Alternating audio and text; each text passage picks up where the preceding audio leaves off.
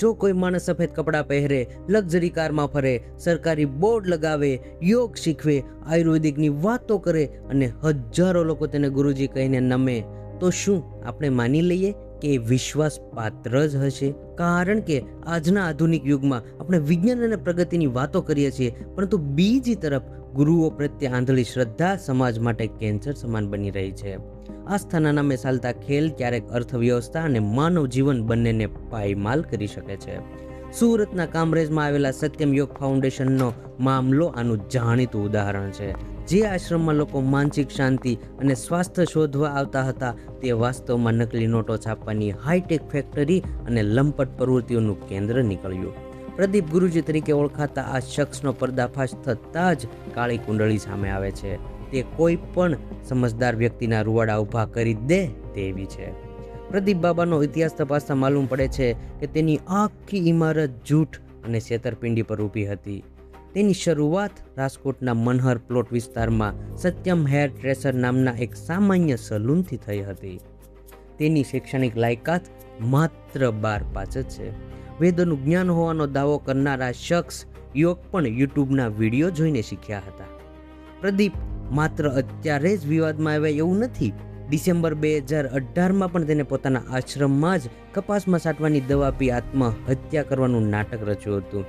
10 જેટલા શિષ્યોએ આપેલું દાન પરત માંગતા તેને 7 પાનાની સુસાઇડ નોટ લખીને આ ડ્રામા કર્યો હતો, જેથી તે પૈસા પછાવી પાડી શકે. તપાસમાં તેની કામલીલાનો પણ પર્દાફાશ થયો છે કે સોશિયલ મીડિયા પર યુવતીઓ સાથે અશ્લીલ સેટ કરતો અને મોડી રાત્રે આશ્રમમાં યુવતીઓને શંકાસ્પદ અવર જવરના પુરાવા મળ્યા છે, જે તેના ચારિત્ર પર મોટા સવાલો ઊભા કરે છે.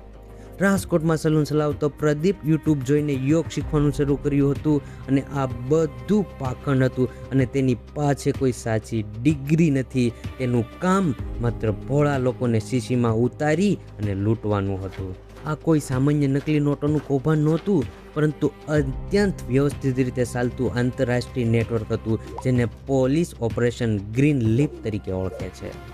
નોટો છાપવા માટે જરૂરી હાઈ ગ્રેડ સિક્યુરિટી પેપર ચીનથી મંગાવવામાં આવતું હતું.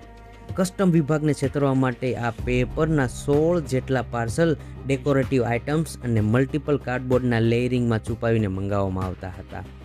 આ ટોળકીએ રૂપિયા 3 ગણા કરવાની લાલચ આપતા હતા. એટલે કે જો તમે એક 500ની અસલી નોટ આપો તો તમને સામે 1500 રૂપિયાની નકલી નોટો આપતા હતા. આવો તેમનો ગોરખ ધંધો ચાલતો હતો, એટલે કે 3:1નો રેશિયો થાય. તેઓ 66 લાખની અસલી કરન્સી સામે 2 કરોડની નકલી નોટોની મોટી ડીલ કરવાની ફિરાકમાં હતા અને ત્યારે જ તે પકડાઈ જાય છે. આધુનિક ટેકનોલોજીનો દુરુપયોગ કેવી રીતે થઈ શકે તે પ્રદીપ બાબાએ બતાવી દીધું. નકલી નોટોને અસલી જેવી બનાવવા માટે તેમને આર્ટિફિશિયલ ઇન્ટેલિજન્સ એટલે કે એઆઈનો સહારો લીધો હતો. અચલ નોટને સ્કેન કરીને દરેક નોટ પર અલગ અલગ સિરિયલ નંબર જનરેટ કરવા માટે એઆઈ ટૂલ્સ અને ChatGPTનો ઉપયોગ કરાયો હતો. ચીનથી મંગાવેલા પેપરમાં આરબીઆઈથી લખેલી કસ્ટમાઇઝ થ્રેડ હતી, જે 45 ડિગ્રી પર રંગ બદલતી હતી. તપાસ ટાળવા માટે તેઓ વોટ્સઅપ ગ્રુપમાં ડિસઅપેરિંગ મેસેજ ફીચર્સનો ઉપયોગ કરતા હતા અને પેમેન્ટ ક્રિપ્ટોકરન્સીમાં કરતા હતા. ભાવેશ ગજ્જર નામનો શખ્સ આ ચીની કનેક્શન સંભાળતો હતો. પોતાના કાળા કારોબાર પર સરકારી મહોર મારવા માટે પ્રદીપ અત્યંત શાતિર હતો. તે જે ફોર્ચ્યુનર કારનો ઉપયોગ કરતો હતો તેના પર ગવર્મેન્ટ ઓફ ઇન્ડિયા અને મિનિસ્ટ્રી ઓફ આયુષના નકલી બોર્ડ લગાવેલા હતા. આ નકલી સ્ટીકરને કારણે તે પોલીસ ચેકિંગ અને ટોલ નાકાઓ પર રોકટોક વગર જ નીકળી જતો હતો. સફેદ કપડાં અને સરકારી હોદ્દાનો નકલી લેબલ લગાવીને તેને પ્રશાસન અને જનતાના વિશ્વાસ સામે મોટો વિશ્વાસઘાત કર્યો છે. પ્રદીપ લોકોના સ્વાસ્થ્ય સાથે જીવલેણ રમત રમી રહ્યો હતો. મેડિકલ ડિગ્રી વગર તે કેન્સર અને ડાયાબિટીસ મટાડવાના દાવા કરતો હતો. આશ્રમમાં નીડલ પંચર એટલે કે સોય ભોગવી જેવી અત્યંત પીડાદાયક અને જોખમી પદ્ધતિઓથી દર્દીઓની સારવાર કરાતી હતી અને સાપ અને વીસીના ઝેર ઉતારવા પણ પાયા વિહોણાના દાવા કરતો હતો. આશ્રમની તપાસ દરમિયાન ત્યાંથી ભોયરામાં ગુપ્ત બંકર જેવા 2 રૂમ મળી આવ્યા છે, જ્યાં ગેરકાયદેસર મેડિકલ સાધનો અને પ્રિન્ટિંગ પ્રેસની ફેક્ટરી ધમધમતી હતી. આયુર્વેદ એ વિજ્ઞાન છે, જાદુ નથી.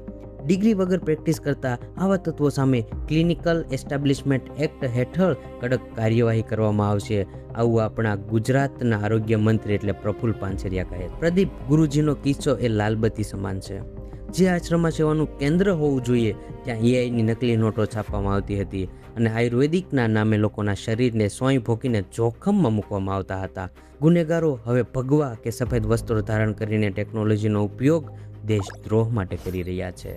છેલ્લે એક ગંભીર પ્રશ્ન કે શું આપણે માત્ર કોઈના સફેદ કપડાં, લક્ઝરિયસ ગાડીઓ અને સોશિયલ મીડિયામાં ખોટા માર્કેટિંગ જોઈને આપણી સુરક્ષા, સંપત્તિ અને સૌથી કિંમતી એવું સ્વાસ્થ્ય આવા ઢોંગીઓના હાથે હોમી દેવા તૈયાર છીએ? કમેન્ટ કરીને મને બતાવજો. જય હિન્દ, જય ભારત.